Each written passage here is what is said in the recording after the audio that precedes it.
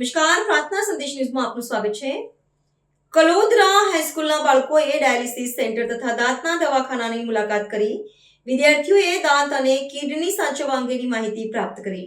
ખંભાત તાલુકાના નાના કલોદરા ગામની હાઈસ્કૂલ શ્રી ચંચલદીપ વિદ્યા વિહારમાં વિદ્યાર્થીઓના વિકાસ માટે વેકેશનનો સુંદર સદુપયોગ કરાવાય છે। તાજેતરમાં આરોગ્ય ક્ષેત્રમાં રસ ધરાવતા તેમજ કંઈક નવું શીખવા જણવાની તમન્ના ધરાવતા વિદ્યાર્થીઓને ઉંદેલના CHC સેન્ટર પર લઈ જઈને ડાયાલિસિસ સેન્ટરની મુલાકાત કરાવાઈ હતી।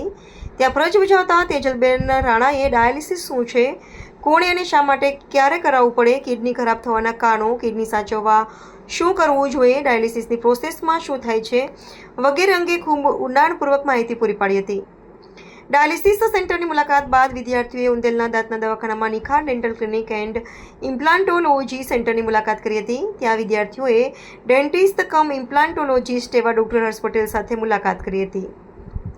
દાંત કેટલા પ્રકારના હોય છે, દાંતનું શરીરમાં શું મહત્વ છે, દાંતમાં કયા કયા પ્રકારની ખામી ઉદ્ભવે છે, તેની સારવારો કયા કયા પ્રકારની છે, દાંતની સારવારમાં કયા કયા પ્રકારના સાધનો વપરાય વગેરે બાબતે ઊંડાણપૂર્વક માહિતી પ્રાપ્ત કરી હતી। દાંતનો એક્સરે કેવી રીતે લેવાય એ રૂબરૂ જોયું હતું। RVG મશીન કેવી રીતે કામ કરે છે તે જોયું, તેમજ RCT વિશે વિસ્તૃત જાણકારી પ્રાપ્ત કરી હતી। ખૂબ જ સુંદર માહિતી આપવા બદલ વિદ્યાર્થીઓએ તેજલબેન રાણા તેમજ ડૉક્ટર હર્ષ પટેલનો ખૂબ ખૂબ આભાર વ્યક્ત કર્યો હતો। શાળા મંડળના પ્રમુખ શ્રી નવીનભાઈ પટેલે જણાવ્યું હતું કે વિદ્યાર્થીઓને ફક્ત ભણાવવાની જગ્યાએ આવી રીતે સ્થળ પર લઈ જઈને પ્રેક્ટિકલી માહિતી આપવામાં આવે તો વિદ્યાર્થીઓને વધારે સમજ પડે છે, તેમજ વિદ્યાર્થીઓની અભ્યાસ પ્રત્યેની રુચિ પણ વધે છે।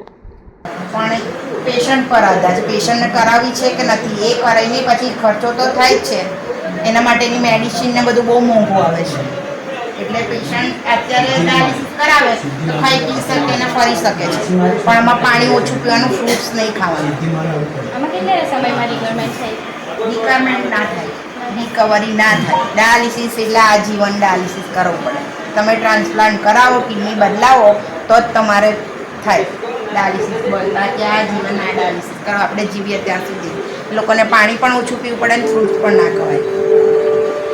કિડની એ આ ફિસ્યુલા બન્યું હોય એમાંથી બે નીડલ નાખેલી હોય, એક નીડલમાંથી બ્લડ આખું બોડીનું બહાર આવે અને એકમાં આમાં થઈ, આમાં પ્યોર થઈ અને પાછું જાય। અહીંથી આ મૂક્યું છે એનું કેમિકલ્સ ના કેમિકલ્સ, બે કેમિકલ્સ ભેગા થઈ અને આવું વોટર હોય, 0 TB હશે, એ બે ફ્લક્ચ્યુએશન થાય ને જે બ્લડમાં ક્લોટ થયા હોય આમાં ખેંચી લે ને પાણી પડતું હોય, ઉપરથી બ્લડ પડતું હોય, નીચેથી પાણીનો ફુવારો જતો હોય એટલે બ્લડ ચોખ્ખું થાય।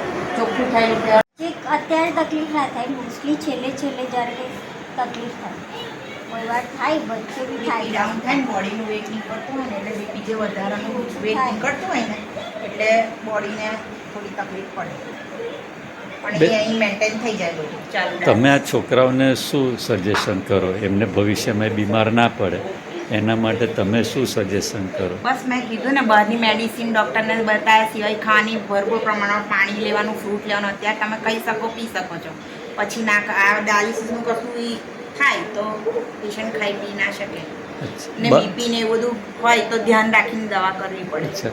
અત્યારે ઉનાળાની અંદર લોકોને બરફના ગોળા ખાવાની ઈચ્છા બહુ હોય, એ બધું એમાં એવું કશું નથી હોતું, એટલે એ ખાવાનું આમ કેવું કરવું જોઈએ કે ખવાય બરફ તો ખવાય, એમાં કશું નહીં, પણ એમાં કંટ્રોલ કેવું થયો, કંટ્રોલ કરવો કેવું થયો, બીજી બધી વસ્તુઓ ના ખાવી, જે બધું વ્યસન ને બધું કરે બહારનું જંક ફૂડ નહીં ખાવાનું, જે મેંદો ખાય છે ને, પીઝા બર્ગર એ બધું નહીં ખાવાનું, એનાથી તમારા સ્ટમકમાં ઇન્ફેક્શન થાય ને એ ઇન્ફેક્શન આપણી બોડીની અંદર બધે ઓર્ગન્સને અસર કરે।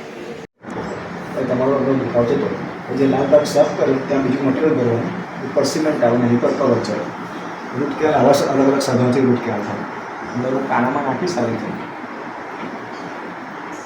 આ રીતે આખો સાફ થાય। એ તમારો સાફ થઈ જાય દુખાવો જતો, જે આપણે સાફ કર્યું ત્યાં બીજું મટીરિયલ આવે, ઉપર સિમેન્ટ આવે ને ઉપર કવર આવે, દાંત બધે એક કરીને જોઈ લો અંદર, તો તમને અંદરના કાણા દેખાય, એમાં જીવતો ભાગ હશે। બીજું શું આવે કેપ કઈ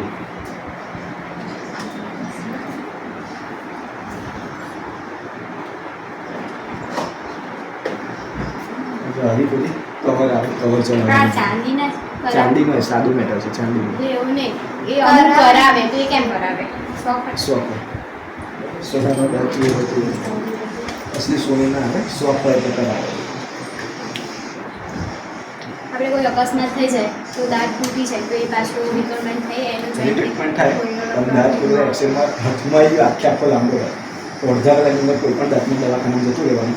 એ દાંતને તમારે ધોવાનું નહીં, કશું નહીં, મીઠાવાળું પાણી હવે ભરી લઈ જાઓ કાં તો દૂધમાં પૂરી લઈ જાઓ. પ્રાર્થના સંદેશ ન્યૂઝની તમામ લેટેસ્ટ અપડેટ્સ માટે ચેનલને હમણાં જ લાઈક, શેર અને સબસ્ક્રાઇબ કરો.